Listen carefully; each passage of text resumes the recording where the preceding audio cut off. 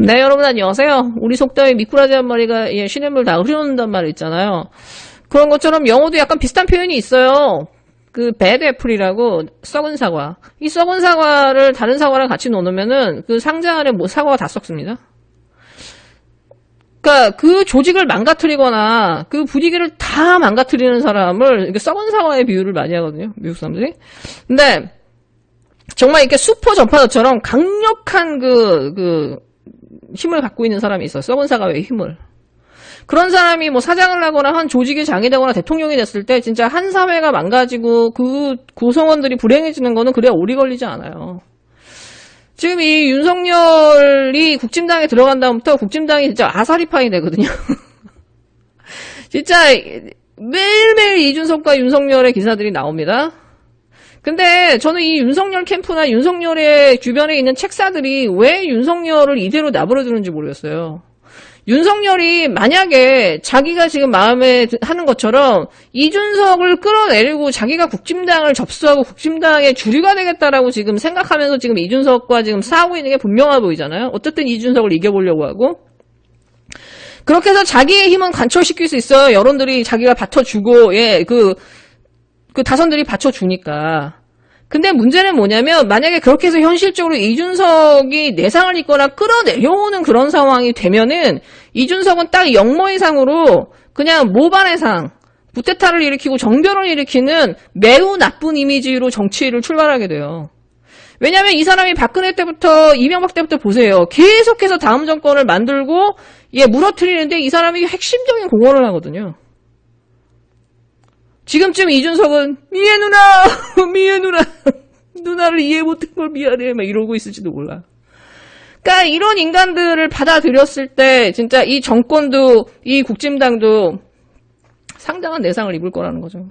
근데 문제는 이렇게 해서 윤석열의 이미지는 역모의 상 그 이상의 것을 가질 수가 없어요. 스스로 자기의 이미지를 가둬버리는 거거든. 근데 정치의 시작을 왜 이렇게 하는지. 이런 식으로 쳐맞고 하게 되면은, 멧돼지, 역모의 멧돼지밖에 안 되죠. 근데 저는 왜 주변에 이 캠프나 이 사람의 주변의 책사들이 이 사람한테 왜 이런 조언을 안 하는지 모르겠어요. 제가 볼 땐 독이에요, 독. 근데 이런 썩은 사과들이 민주당에도 넘쳐납니다. 자, 이 이낙연과 이낙연 캠프 사람들이 매일매일 같이 일하는 걸 보면서 제가 깜짝 놀라요. 어떻게 이렇게 열심히 일할 수가 있지? 이거 진짜 네거티브 하는 거 보세요. 진짜 야비함의 끝을 보여주잖아요. 쪼잔함의 끝. 내로남불의 끝이야. 근데 웃긴 게 뭐냐면 이 사람들이 대부분이 지금 그 과거에 그러면 열심히 개혁을 위해서 일했거나 뭐 조중동과 싸웠거나 뭐 싸웠냐?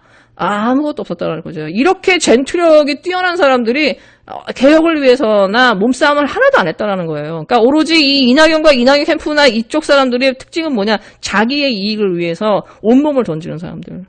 그리고 민주당의 이 똥파리, 이 난닝구, 이 변종 난닝구들의 특징인지 뭐냐면 외부에는 가만히 있어.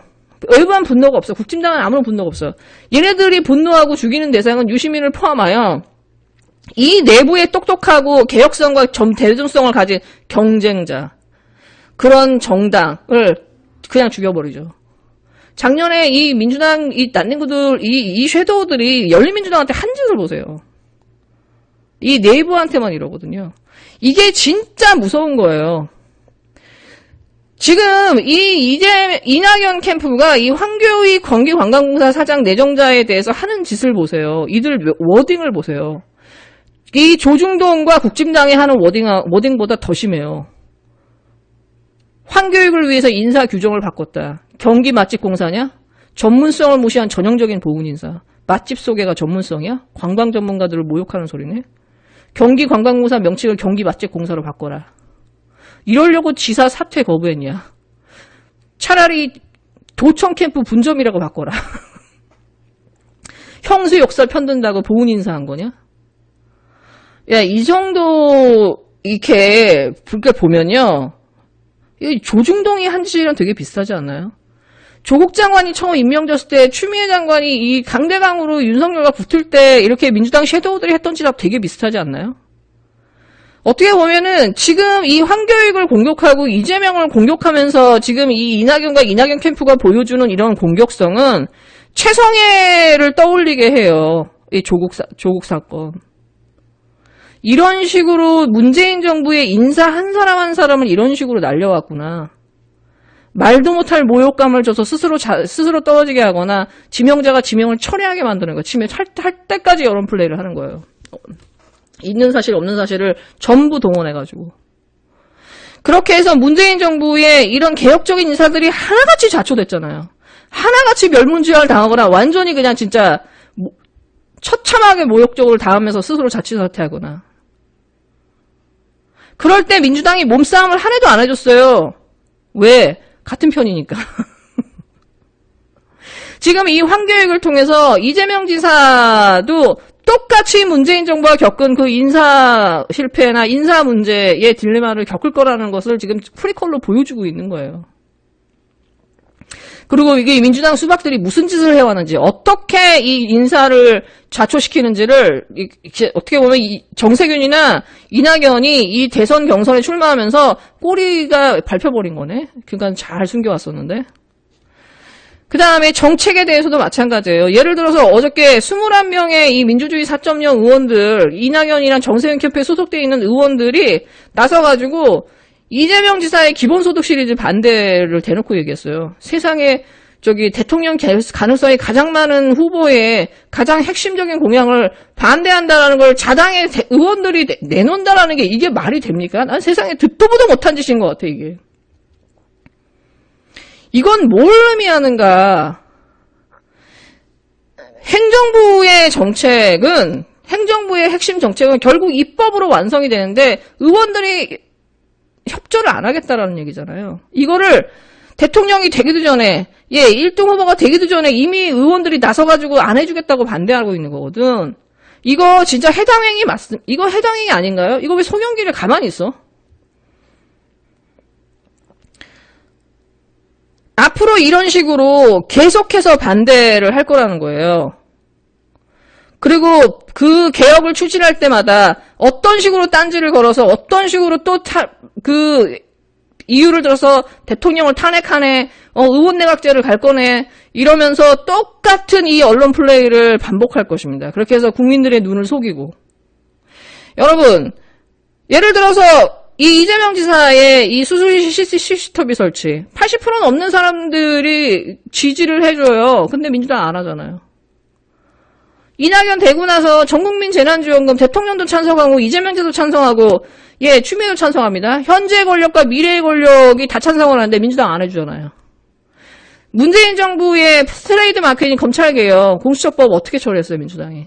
연동형 비례대표제 어떻게 했어요? 다 누더기로 만들고 시간 끌고 온 사방 난리치더니 이제는 연동형 비례대표제는 거의 폐기 수순을 가고 있죠. 지들이 전략 홍천하는 거를 몰래 통과시켰잖아요, 작년 겨울에. 문재인 정부의 부동산 정책 다 무너뜨리고 있습니다. 핵심적인 중대재해기업법이나 차별금지법 지금 민주당이 안 해주거나 지금 다 누더기 만들고 있어요. 그나마 언론개혁 하겠다면서 한다는 게 언론개혁의 핵심적인 법안들 다 빼고 하나, 언론중재법 중에서 핵심 내용 다 뺀 하나만한 거 법안 하나 가지고 언론개혁 한다고 지금 생색내고 있는 상황이거든요. 근데 그것도 지금 25일날 통과되지 않을지 몰라요. 지금 민주당이 개혁법안이라고 해서 통과시킨 법안들을 몇 년 동안 이렇게 여러분 훑어보세요. 제대로 된 법안이 하나도 있었나? 다 알맹이가 없어요. 사회만 시끄럽지. 계속 무슨 이게 대단한 개혁법안처럼 저쪽에서 떠들고 막 처리하라고 하는데 막상 그 내용은 없어요. 자, 이런 것들이 계속 반복될 거라는 거예요. 추미애가 집권하든 이재명이 집권하든 결국 이 민주당 안에 있는 이 구성원들을 개혁적으로 바꾸고 저 반개혁 세력들이 저렇게 저 국진당이나 조중동과 연합해서 저 반대 전선을 교묘하게 피는 이중 플레이를 하고 국민을 속이는 짓을 계속 한다하게 내버려 둔다면은 어떤 개혁 대통령도 성공할 수가 없어요. 어떤 면에서 우리는 지난 4년간 너무너무 많은 마음고생을 통해서 그렇게 강력하게 응원했던 이 정부가 어떤 순간에 무너져 나가는 것을 보면서 이 민주당이 실제의 실체를 드러내고 아무것도 변하지 않았다라는 거, 오히려 더 악화됐다라고, 오히려 저 수박들의 힘이 더 세졌다라는 거를 국민들이 확인하는 이 반전의 이 과정을 거치면서 우리는 굉장한 큰 학습을 한 거예요. 어떤 면에서는. 어떻게 보면 차기 정부가 누가 되든 이재명이든 추미애든 지지자들이 지금 민주당의 실체를 알았다는 것만으로도 대단한 자산을 갖고 가는 거예요.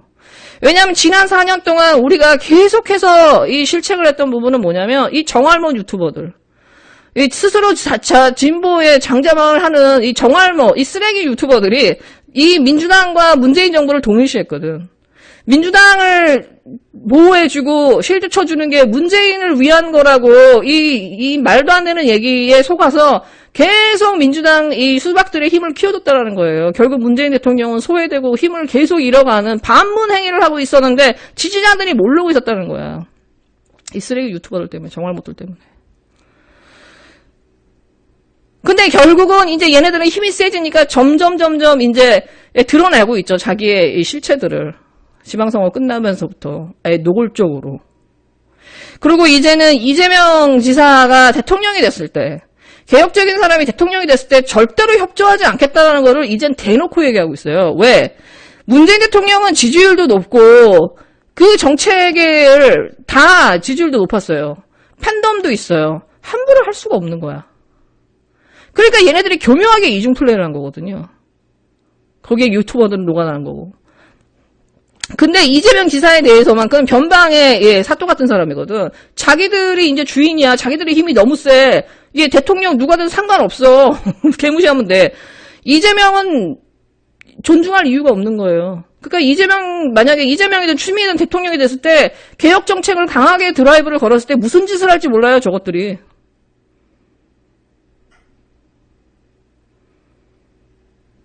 진짜 이 이낙연이나 정세균이나 저런 여성애를 포함하여 저런 반개혁 세력들, 이렇게 이 공작과 날조와 이중 플레이가 생활화되어 있는, 이중순 플레이가 생활화되어 있는 저 인간들을 쳐내지 않고서는 이 개혁을 할 수가 없어요. 그렇기 때문에 저는 이재명 지사가 되면 모든 문제가 해결될 거라고 말하는 유튜버들 있잖아요. 전 그분들은 정말 정알못이라고 생각이 들어요. 지금 민주당의 이 고질적인 문제를 바꾸지 않고서는 누가 되든 추미애가 되든 이재명이 되든 그 문재인이 겪던 이 시행착오를 똑같이 겪을 것입니다. 지금 저 수박들을 견제할 수 있는 지지자들의 실질적인 힘이 작동되지 않는다면은 또 어떻게 될지 몰라요. 네. 저는 문재인 정부에 대한 저도 그런 마음 아프고 서운함이 있어요. 어떤 순간에 정말 이해가 안 되는 순간들이 여러 번 있었어요. 이제부터 나도 이해하기가 힘들다.